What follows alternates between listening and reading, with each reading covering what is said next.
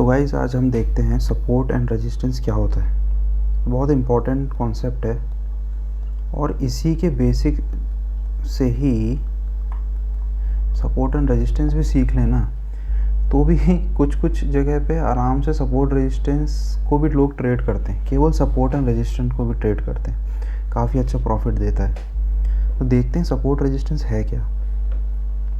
तो नाम को अगर हम देखें सपोर्ट और रेजिस्टेंस, सपोर्ट मतलब नाम से पता चल रहा है कि कोई चीज़ सपोर्ट दे रही है, रेजिस्टेंस कोई चीज़ रेजिस्ट कर रही है। ठीक है, तो इसको ग्राफ के रूप में, चार्ट के रूप में हम कैसे आइडेंटिफाई करते हैं और कैसे ये अपना रोल प्ले करता है। तो मान लो कि ग्राफ ऊपर की तरह अप ट्रेंड जा रहा है, ठीक है, और फिर एक रेंज में फंसता है इस तरीके से। तो ये जब ये रेंज में फंसता है तो जो अपर पार्ट होता है और एक लोअर पार्ट होता है, तो ये लोअर पार्ट क्या है, सपोर्ट, और ये क्या है, रेजिस्टेंस। ठीक है भाई, सपोर्ट मिल गया, रेजिस्टेंस मिल गया। अब इसका मतलब क्या है? अब इसका मतलब ये है कि जब मार्केट ऊपर जा रहा था, यहाँ से जब मार्केट ऊपर गया तो यहाँ कहीं मार्केट टकराया और नीचे की तरफ आया और फिर टकराया। तो इसको एक रूम की तरह ले लेते हैं, रूम की तरह। एक रूम में जो फ्लोर है और यहाँ पे क्या सीलिंग है। ठीक है, अगर हम बॉल को फ्लोर पे मारेंगे तो क्या बॉल फ्लोर को तोड़ के नीचे जाएगी? नहीं, वो बाउंस कर जाएगी। ऐसे अगर हम बॉल को सीलिंग पे फेंकेंगे तो सीलिंग से टकरा के वो अगेन नीचे आ जाएगी।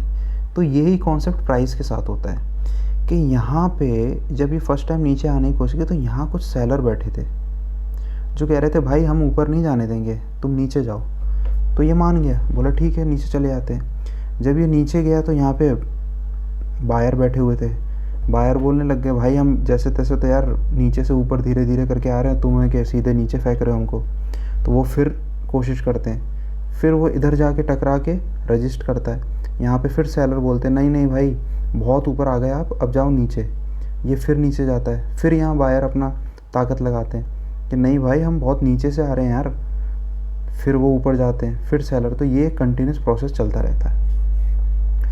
तो ये प्रोसेस इस रेंज में फंस जाता है, मतलब एक रेजिस्टेंस ऊपर और सपोर्ट के रेंज में फंस जाता है। अब जब भी इस रेंज से ये टूटे, मतलब कोई ना कोई सेलर या बायर में से कोई ना कोई पावरफुल हो गया, तो ये जब भी किसी रेंज में टूटता है या तो ब्रेकआउट दे देता है या ब्रेक डाउन दे देता है।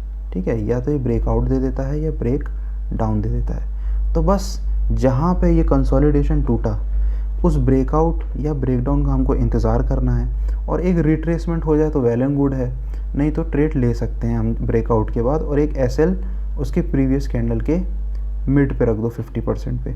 और अगर रिट्रेस हो जाता है तो बढ़िया, रिट्रेस पे यहाँ पे कहीं बाय ऑर्डर लगाएंगे और यहाँ कहीं एसएल रख लेंगे और बढ़िया टारगेट।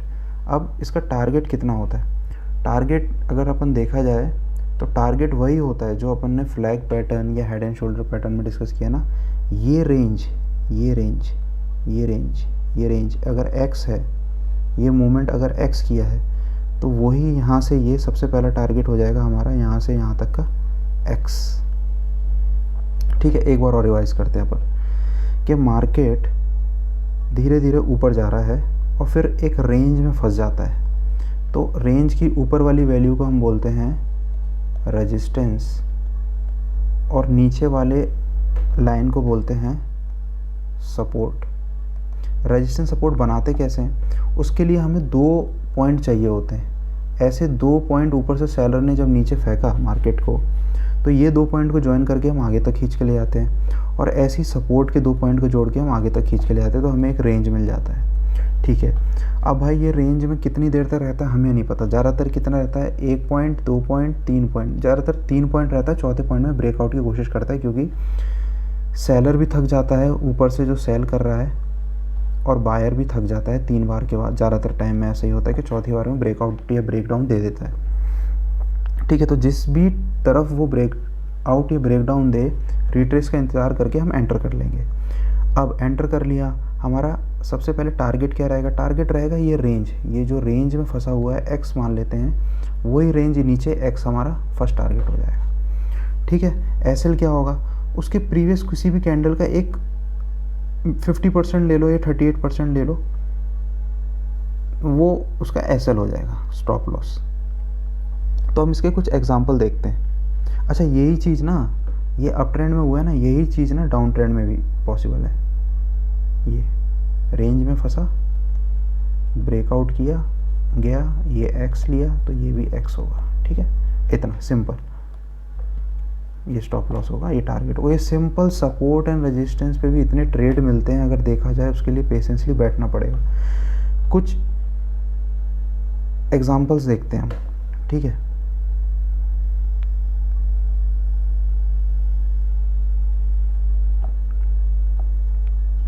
अब जैसे ये एग्जांपल देखते हैं। यहाँ पे क्या हो रहा है, मार्केट ऊपर आया, ऊपर आया, ऊपर ऊपर ऊपर ऊपर आया, यहाँ कहीं टकरा गया मार्केट, 1 2 3 3 कैंडल मिली। अब जैसे ये देखो, एक कैंडल जब भी ऊपर गया, ऊपर से सेलर्स ने मार के भगाया, भाई नीचे जा चल। फिर ये कोशिश किया बायर ने, बोला नीचे जा भाई, तेरे को बोला ना एक बार। फिर ये कोशिश किया, अब की बार बहुत तेज़ी से इसको नीचे फेंक दिया। तो यहाँ सेलर चाहते थे कि भाई अब तू नीचे जा, बहुत देर से ऊपर आ रहा है। फिर मार्केट थोड़ा ऊपर जाने की कोशिश किया, फिर सेलर ने बीच में गिरा दिया। अब यही बात है, जो अपन प्रैक्टिकली पढ़ते हैं उस और चार्ट, इन दोनों में काफ़ी डिफरेंस होता है। तो वो डिफरेंस इन एग्जाम्पल से हमें पता चलेगा कि जो हम पढ़ते हैं वो एकदम एक्यूरेट नहीं पढ़ता, कि हम पढ़ते हैं कि भाई ऐसे ऊपर गया, रेंज बना और एक्यूरेट इस तरीके से नहीं। इस तरीके से भी होता है कि मार्केट बीच में कहीं रिवर्स ले लेता है, फिर दोबारा कोशिश करता है, फिर रिवर्स ले लेता है, फिर एक पॉइंट डिसाइड करता है वो कि मैं भाई इस पॉइंट से बार बार ऊपर जा रहा हूँ। देखो यहाँ से 1 2 पॉइंट से और 1 पॉइंट और यहाँ 3 पॉइंट से इसने वापस ऊपर की तरफ बायर्स ने भेजा कि नहीं भाई ऊपर जाओ। यहाँ पे सेलर बैठे हुए हैं। ये फिर कोशिश किया, यहाँ पे सेलर ने फिर नीचे की तरफ कि नहीं भाई नीचे जाओ। ये फिर नीचे आया, यहाँ पे फिर बहुत कोशिश करी नीचे तोड़ने की, बट ये फिर बायर ने फिर इसको ऊपर ले जाके और फाइनली इसका ब्रेकआउट कर दिया। तो अब ये देखो कि कितनी, अगर ये मान लो फॉर एग्जांपल 1 आवर का चार्ट होता, अगर ये 1 आवर का चार्ट होता तो देखो 1 घंटा 2 3 4 5 6 7 8 घंटे ट्राई किया बायर्स ने ऊपर भेजने के लिए, तब जाके मार्केट ऊपर गया। यहाँ सेलर ने 1 2 3 4 ऑलमोस्ट 4 आवर ट्राई किया सेकेंड टाइम से, यहाँ पे 3 आवर ट्राई किया। तो मतलब कितनी ज़बरदस्त लड़ाई होती है, और जो इस लड़ाई में जीतता है वो ब्रेकआउट या ब्रेकडाउन ले जाता है। नेक्स्ट एग्जांपल देखते हैं। ये देखो, ये एक जस्ट जैसे हमने समझा था उस हिसाब से ये कि ऐसा नहीं कि रेंज टूटी तो डायरेक्ट वो रैली बन जाएगी, नहीं, हो सकता है रेंज टूटी, यहाँ से ये देखो सपोर्ट रेजिस्टेंस की रेंज टूटी, रिट्रेस करी एंड देन अगेन ऊपर निकल गया और फिर ऊपर अगेन रेंज में फंस गया। तो ये सपोर्ट रेजिस्टेंस ऐसा नहीं कि एक बार टूट गया तो फिर वो रैली मारेगा, नहीं, हो सकता है दूसरी बार फिर से वो एक रेंज में फंस जाए, तीसरी बार फिर से रेंज में फंस जाए, कुछ कह नहीं सकते। बट जहाँ वो टूटता है, जैसे यहाँ से, जैसे हम देखेंगे कि यहाँ से टूटा, रिट्रेस किया, हम यहाँ कहीं एंट्री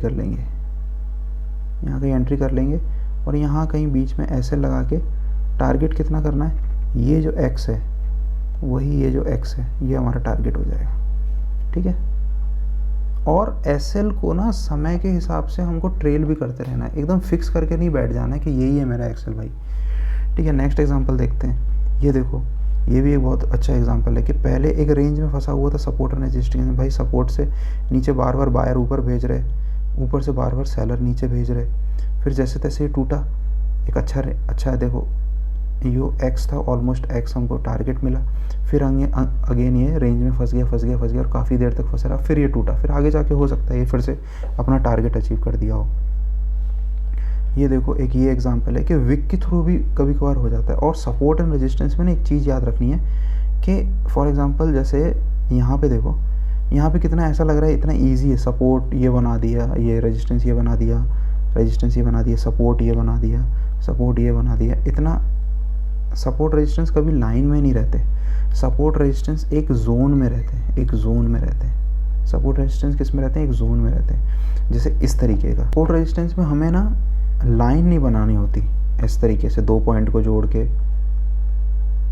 इस तरीके से लाइन नहीं, हम सपोर्ट रेजिस्टेंस में जोन के साथ काम करते हैं, जोन से ज़्यादा अच्छा से हमको सपोर्ट रेजिस्टेंस की पकड़ होती है। जैसे यहाँ पे देखो, यहाँ पे हम कहाँ बनाएंगे यार लाइन, कितनी लाइन बनाओगे यहाँ पे ज्वाइन करते, इसलिए हमको एक रेंज बनाना पड़ता है पूरा। एक रेंज बनाया भाई, ये मेरा रेजिस्टेंस का रेंज, ऐसी एक सपोर्ट का रेंज बनाया।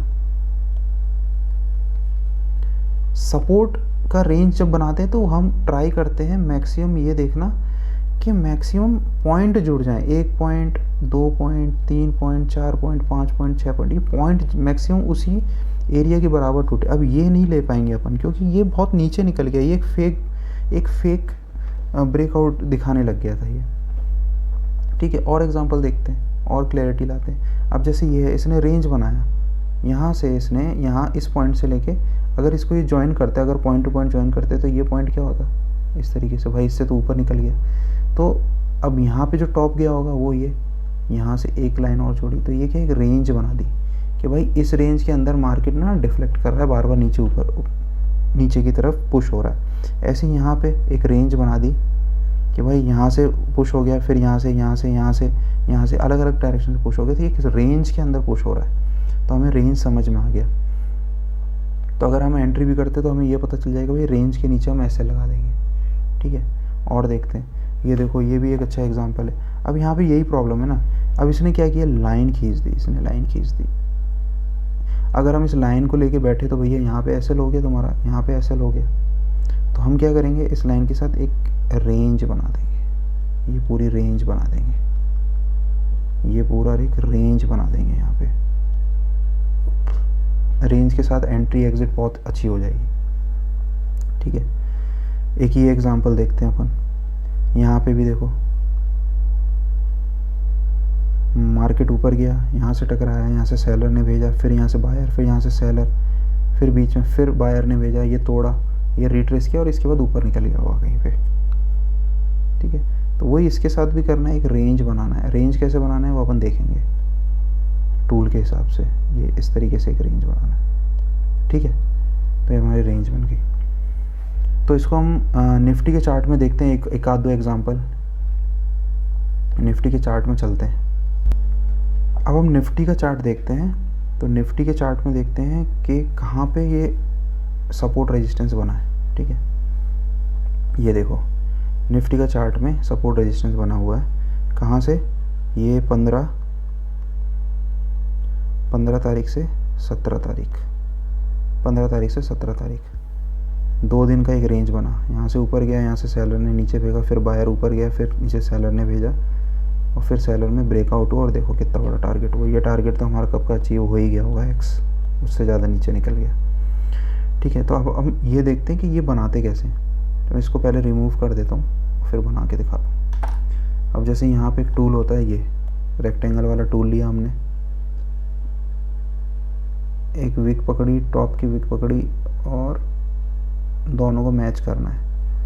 इसका विक भी आ गया, इसके दोनों विक आ गए, तो ये एक रेंज में आ गए दोनों।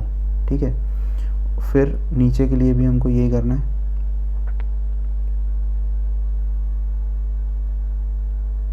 ये पहला पॉइंट पकड़ा, यहाँ से दूसरा पॉइंट, यहाँ से दोनों कैंडल उसी रेंज के अंदर लिए, और यहाँ पे ऑटोमेटिक वो तीसरा रेंज आ गया। ठीक है, तो यहाँ से first support, second support, third support में टूट गया।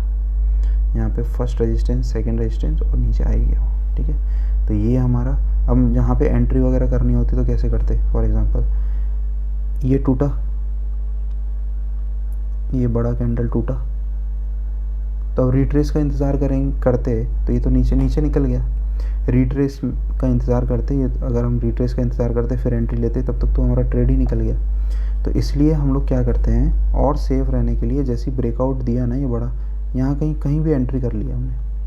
ठीक है, और इसी का यहाँ हमने रख लिया एसएल, और टारगेट रख लिया एक्स, जो भी इतना होगा एक्स, तो हमको टारगेट आराम से मिल गया। दूसरा एग्जांपल देखते हैं, और निफ्टी में और कहीं रेंज बन रही है क्या, मैंने पहले ही बना के रखी थी क्योंकि फिर वो ढूंढना पड़ता, और है क्या कहीं पे रेंज। अब जैसे देखो ये रेंज बन रही है एक, ये सपोर्ट रेजिस्टेंस काम कर रहा है, कितना बढ़िया बन रहा है। मार्केट नीचे की तरफ आई, यहाँ पे क्या हुआ, यहाँ पे बायर्स पुश किया, यहाँ से फिर सेलर्स पुश किया, फिर बायर ने पुश किया, फिर सेलर ने पुश किया, फिर बायर ने पुश किया और फाइनली एक ब्रेकआउट मिल गया।